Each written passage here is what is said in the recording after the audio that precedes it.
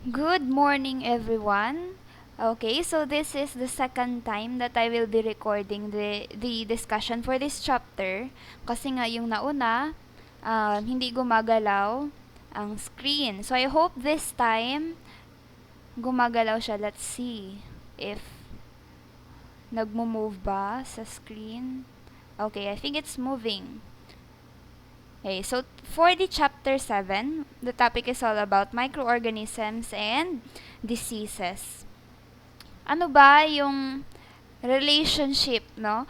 How do diseases causes or how do microorganisms cause your different diseases? What are the different types of diseases? So we will tackle that in this chapter. So more on real life situations yung itatackle natin for chapter number 7.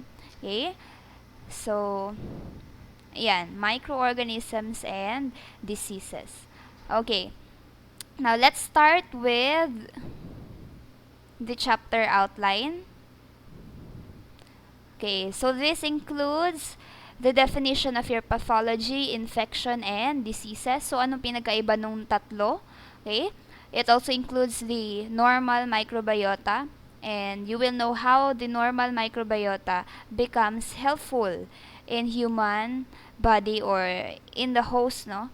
And then it also includes your classification of infectious diseases. Of course, we have a lot of different classifications of our diseases depending on maybe where they originated, 'di ba?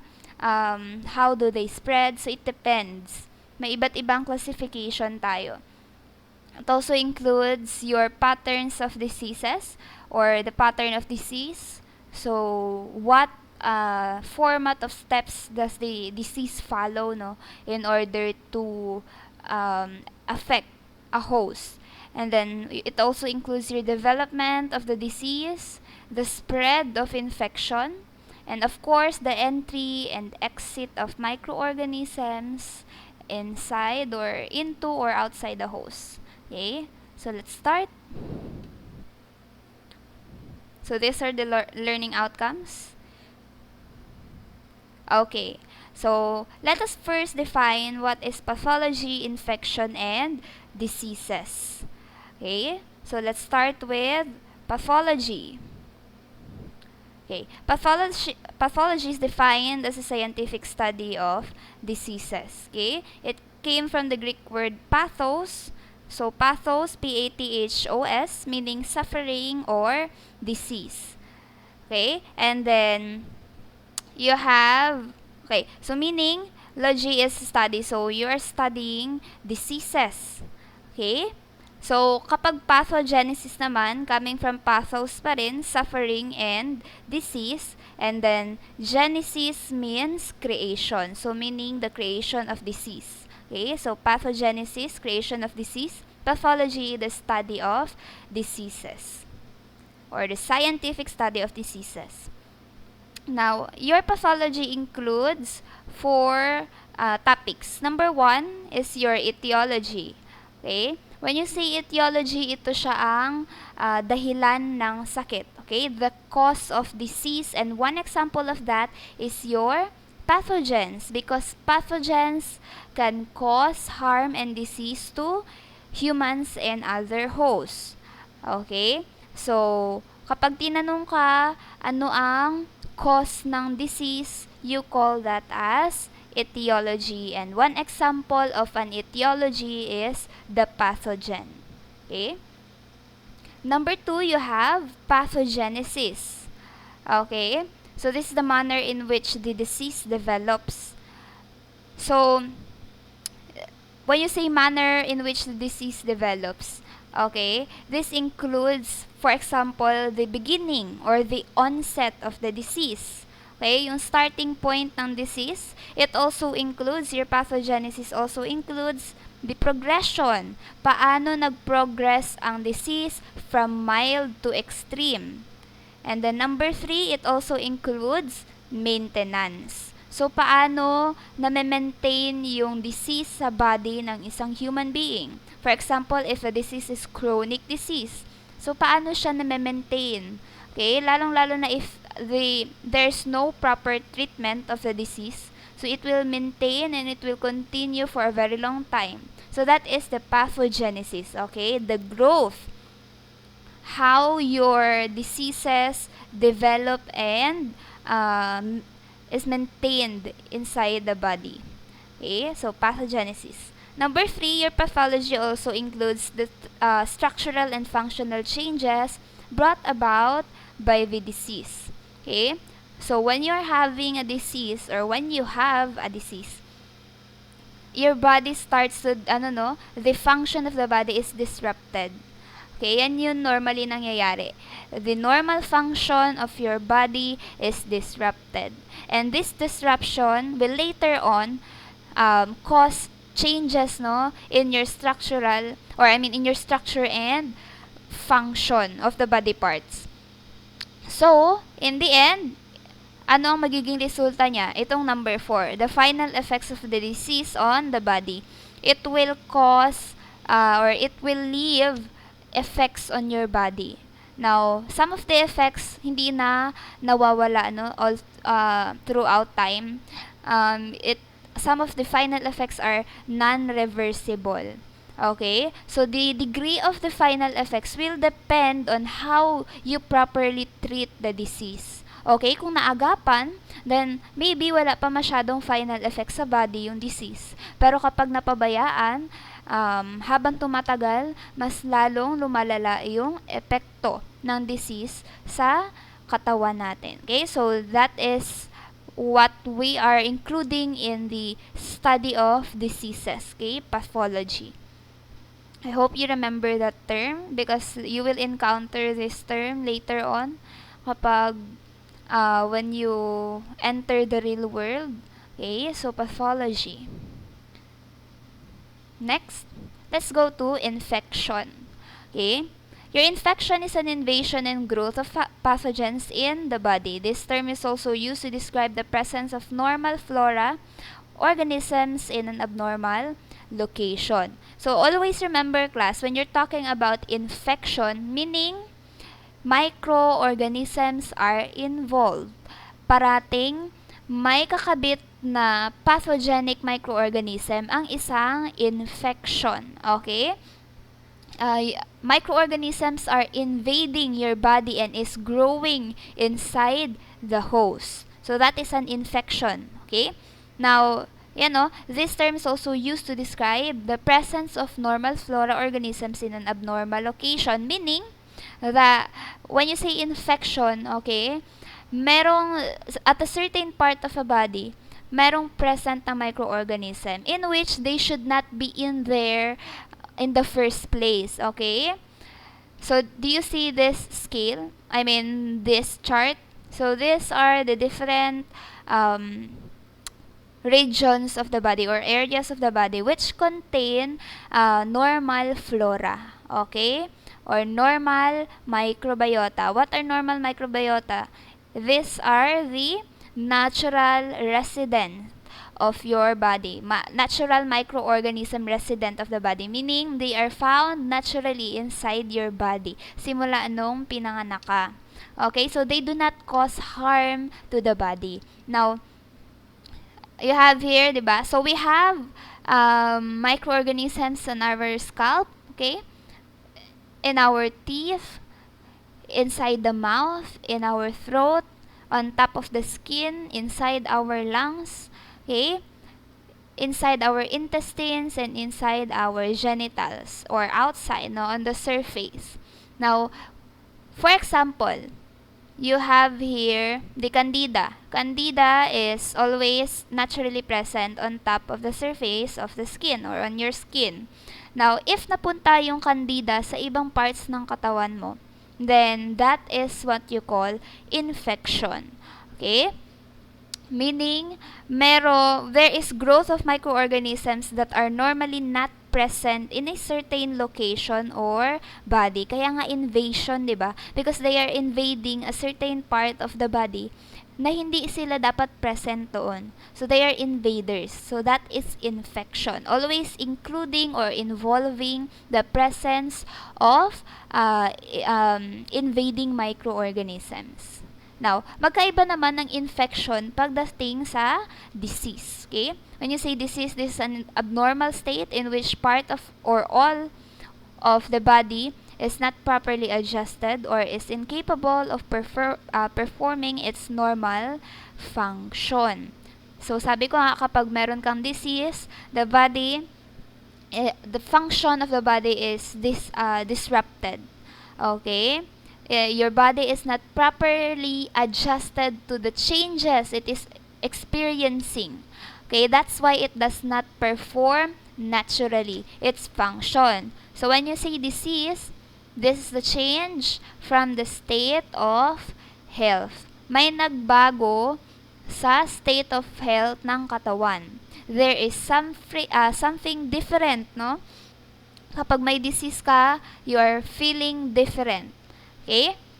So, your disease and infection, these are not the same thing.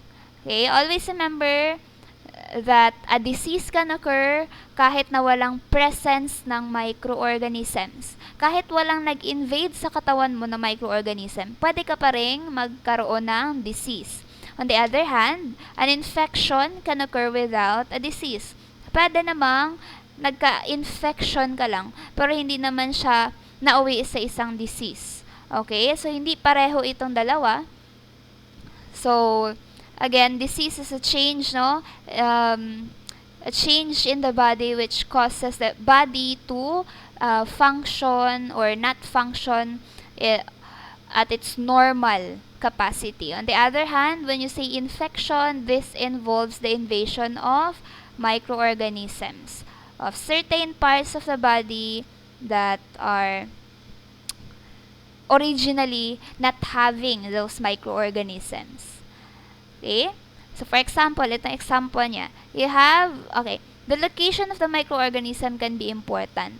Okay? So, magbe-base ka, you're basing the infection based on the location of the microorganism.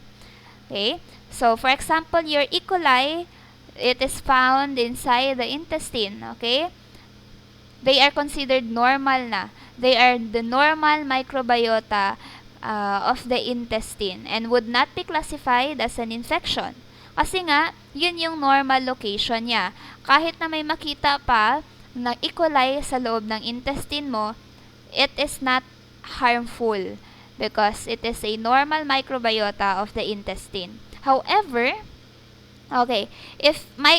if your E. coli are transferred to the urinary tract, for example, galing sa intestine, napunta siya sa urinary tract, then that is the time that your E. coli will cause an infection and later on will cause a disease. Nakuha? So, kapag napunta itong mga certain types of microorganisms sa ibang parts of the body, then that is the time that there is a possibility that they will cause infection. Okay? So, always remember the location of in which your microorganisms are supposed to be found. Okay? So, you will see here later on a chart. Yung chart na nasa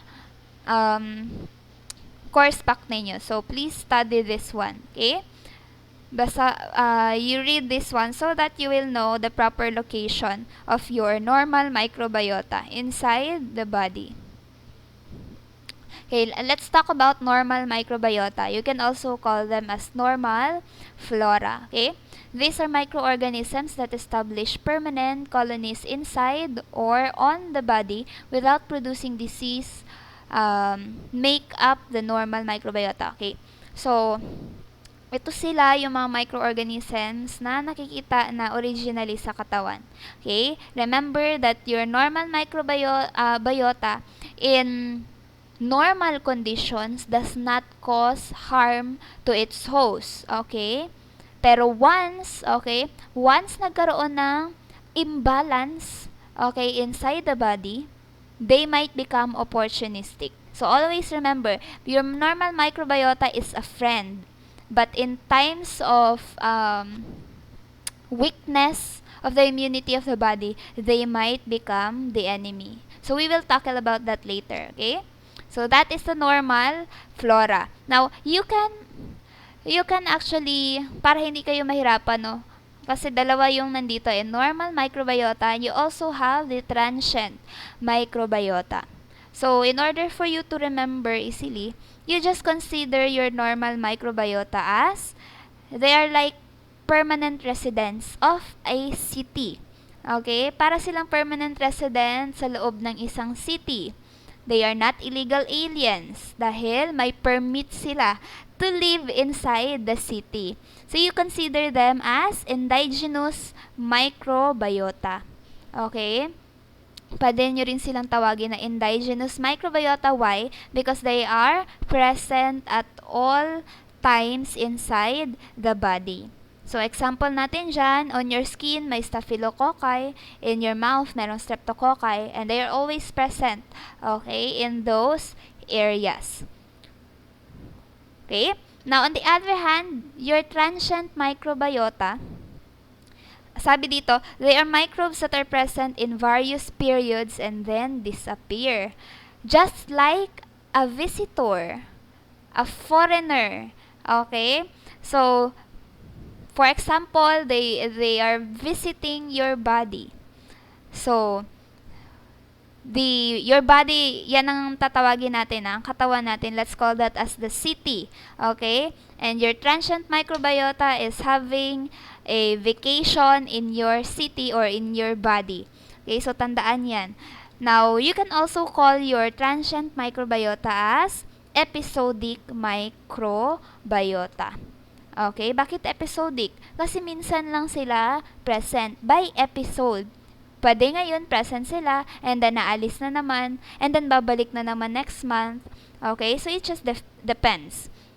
Now, your transient microbiota class, they actually include pathogenic microorganisms. Meaning, your transient microbiota, unlike the normal flora that in normal conditions will not harm the body, your transient microbiota might cause disease. Pwede silang mag-cause ng infection and disease. Why? Kasi nga, they also include pathogenic microorganisms. Meaning, pwedeng magkaroon ng visitors that can cause disease. Okay? So, saan ba always nakikita itong mga transient microbiota? They are usually found on the layers of your skin when you are touching other surfaces that might have microorganisms. Okay? So, pwedeng, for example, sa kamay, sa surface ng kamay mo, maraming transient microbiota that came from other objects that you touch. So, paano natin makontrol yung transient microbiota?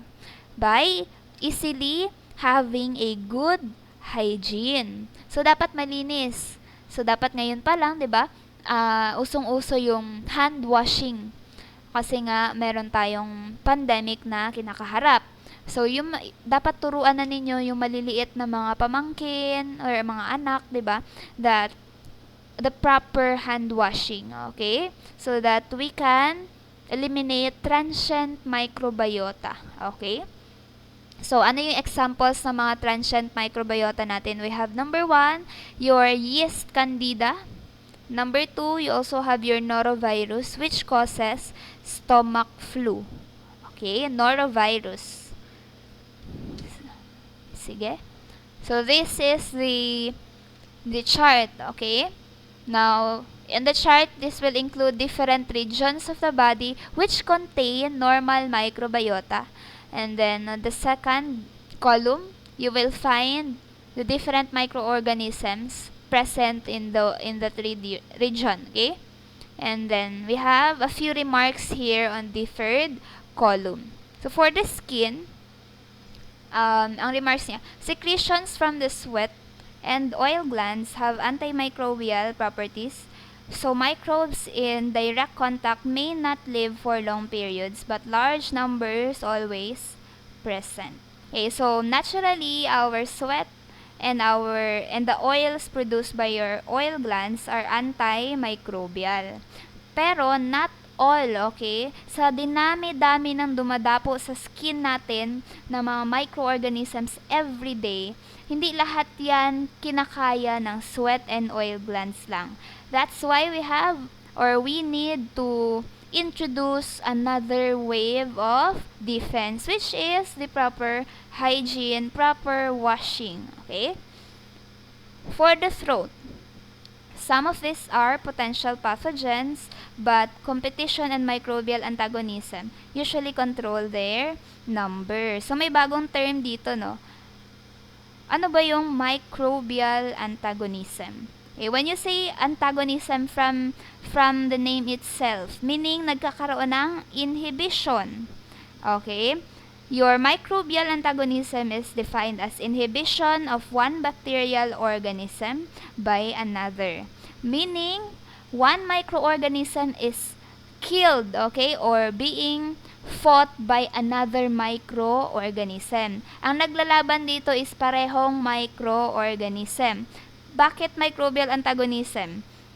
They are, so pwede itong mangyari no, through competition for food, for nutrients, for the space they live in. So, since may competition, nalalagas yung number nila. Yan yung microbial antagonism. One organism or one microorganism is trying its best, okay, para malamangan ang isa pang microorganism. Anong example natin dyan?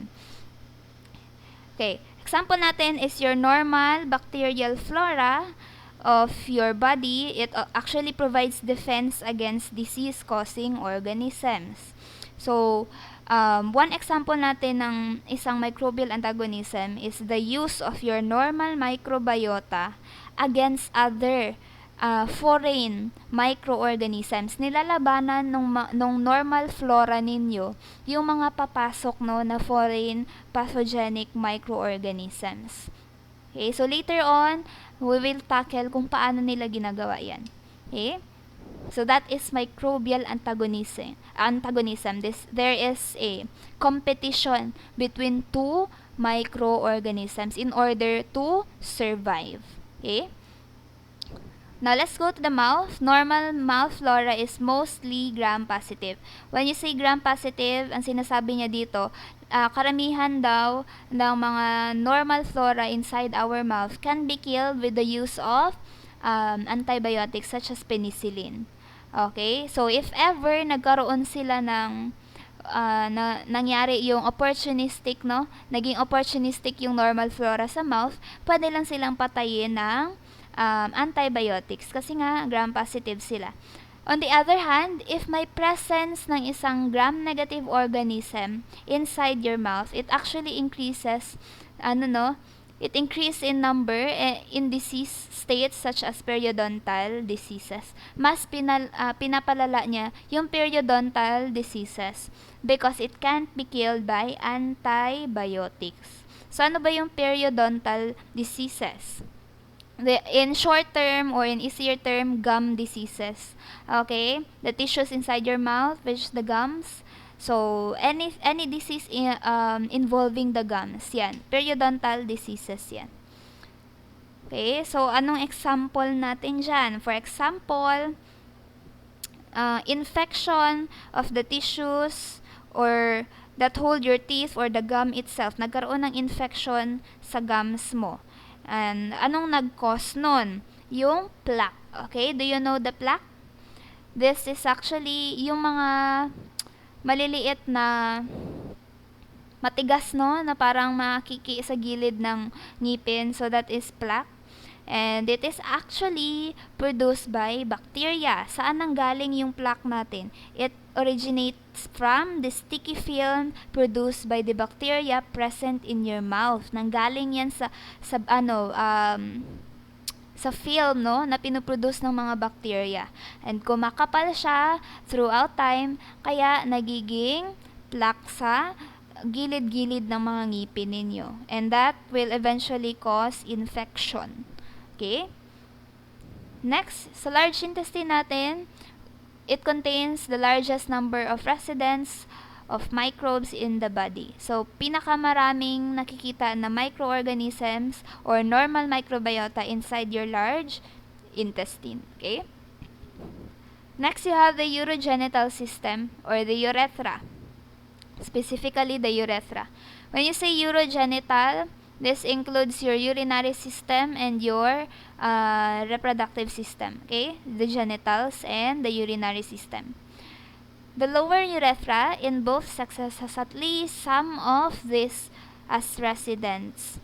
So, yung lower urethra lang natin ang merong mga nakatirang normal microbiota.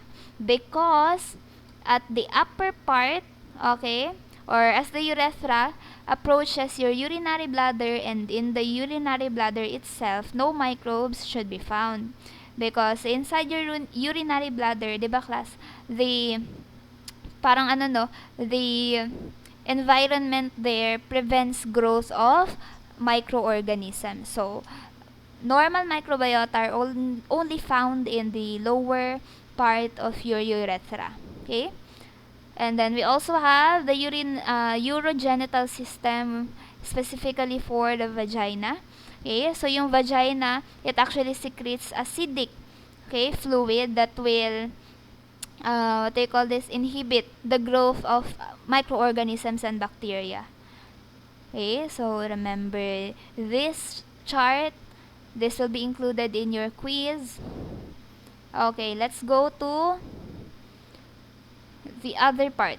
Your normal flora organisms are desirable because they can prevent the growth of large numbers of pathogens, diba? As I've said before, your normal flora in ordinary conditions is your friend. They are your friend because they protect you from other invading microorganisms. Okay, so they do this through competition. So, ano yung competition nila? Number one, they compete for nutrients. So, since may present na dating mga microorganisms inside your body, kapag nagkaroon pa or it happens that an invader microorganism enters the body, they will compete for the nutrients and the food that the invader microorganisms need. So, instead na makukuha nung foreign microorganisms natin yung proper nutrition, they will not get that kasi nga may kalaban sila na normal microbiota, and that will slow their growth because they are not receiving proper nutrients. Number two, your normal microbiota also produce substances harmful to pathogens. So, for example, enzymes. May mga enzymes na pinuproduce itong normal microbiota that are inhibitory to other foreign microorganisms. Number three, your microbiota influence the pH and oxygen levels in a way harmful to the pathogens. So, hindi yung normal microbiota ang mag-a-adjust para sa foreign microorganisms. Dapat ang mag-adjust is yung foreign microorganisms.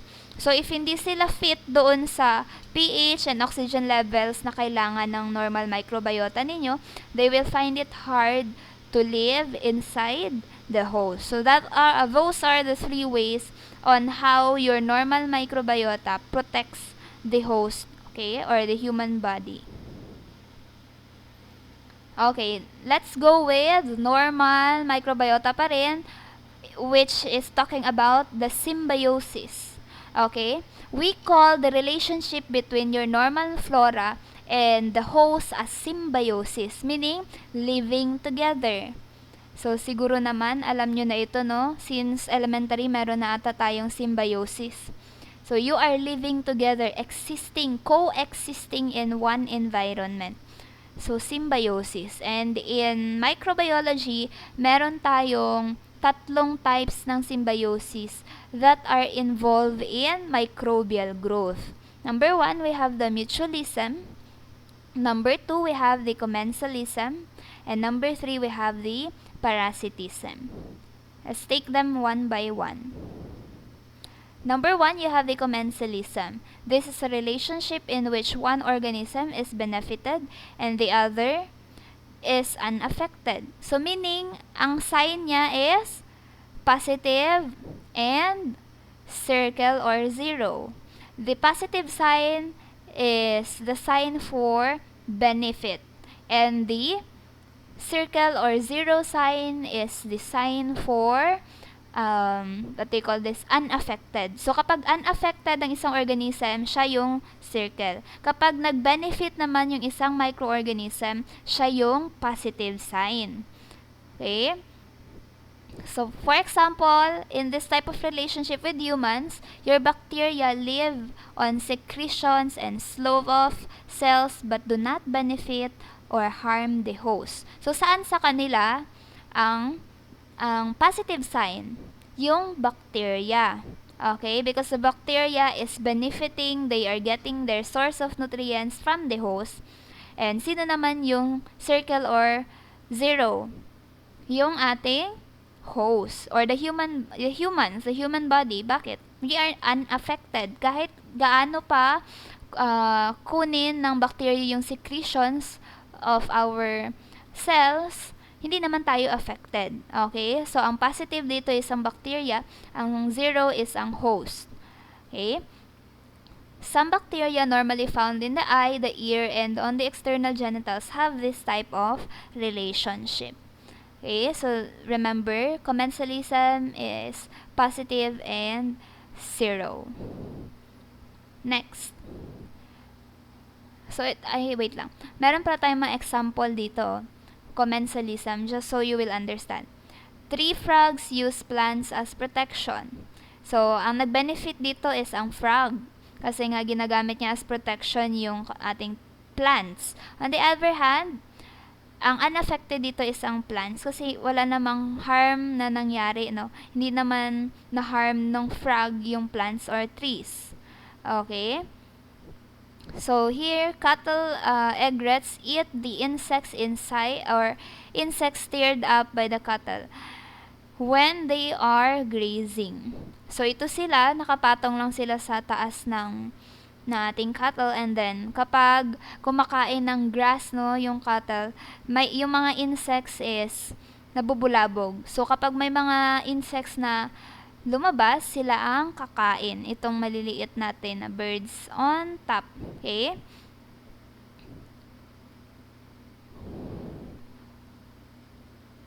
Itong mga egrets natin. So, 'di ba? Commensalism pa rin. So saan dito ang nag-benefit? Sila, 'di ba? The birds. And then sino naman ang unaffected? Wala namang nangyaring harm, 'di ba? So, itong ating tamaraw. Tamaraw ba ito? I don't know, but this looks like a tamaraw. Bull. Hindi naman ito cow, I think.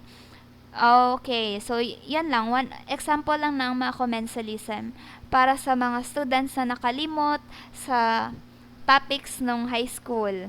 Okay? So, yun yung topic ninyo ng high school and elementary. Okay, next. Mutualism. So, both organisms or both of the organisms benefit. So, meaning, ang sign natin dito is positive, positive. Kasi, dalawang benefit. Okay, so the bacteria, example ito, the bacteria that live in the large intestine benefit by receiving shelter and a constant supply of nutrients.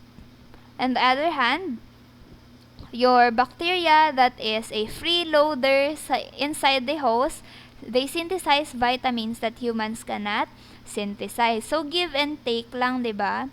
Yung bacteria, meron na siyang lifetime shelter and lifetime support of food, and then para naman sa humans or sa host, they will get vitamins from the bacteria or the microorganism living inside them.